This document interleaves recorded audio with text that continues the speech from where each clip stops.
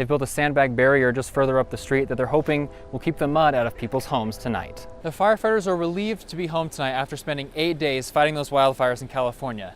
They say the destruction they saw there is unimaginable. They didn't find a gas leak and so far have found nothing in the kitchen that should have caused such a large explosion. It was popular among many Latinos who would gather here as friends for barbecues and drinks. The Pole Creek fires created this massive wall of smoke that you can see behind me here, and fire officials are saying it's tripled in size now within just the last hour. Cache County sheriffs say that more victims have already come forward, and they say there could be many more. There are lots of older apartments around the BYU campus. If you're concerned about lead being in your apartment, you can pick up one of these lead detection tests from the health department. All it's going to cost you is $3. A Draper family is crediting divine intervention for their safety after an explosion at their house on Wednesday. It was like a complete miracle. Lisa Wright was at home with 2 of her children making Christmas crafts and getting ready to take her daughter to kindergarten. Suddenly,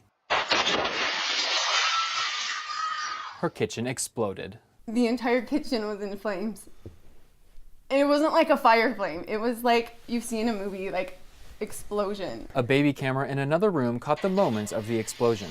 Fortunately, the Wrights had prepared for a fire in their home. We have like done our little like safety, what do you do if there's a fire? Here's our fire extinguisher, so I knew right where it was. Lisa put out the fire herself and then hurried outside with her children. Fire investigators are baffled by what caused the explosion that blew out this window here in the front of the home. They didn't find a gas leak and so far have found nothing in the kitchen that should have caused such a large explosion.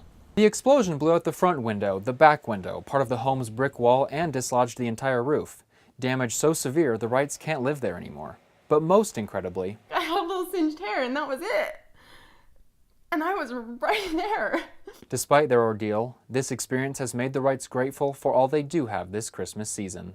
To look at you and say, it does not make sense that your wife is unharmed. It's nothing short of a miracle in a lot of different ways. Landon Moore, 2 News. When you talk with the man who lives inside this quaint Provo Rambler, the events of history seem not so distant from today. Everything was a fire. The oil on the water was a fire. Ken Potts is a survivor of the Japanese attack on Pearl Harbor. I was a crane operator. And one of the few sailors still alive who served on the USS Arizona. There was 342 survived, and there's 5 living today. He's a man who has now accumulated much. When we bought this home, this was a garage. But who joined the service at a time of great impoverishment. When I went in the Navy in 1939, that was a very bad year. Most everybody that was in the Navy then was there for the same reason that I was. There was no jobs, so they went into service because they got a whole $30 a month.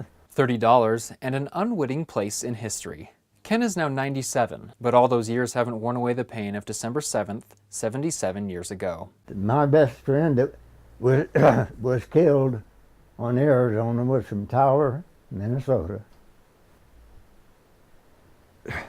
But for Ken, the war was the beginning of his adult life. He and his wife bought this home in 1960 for just $12,000 and have lived here ever since. Life just goes on, but I'm very fortunate and very blessed to have survived the attack and to still be alive today.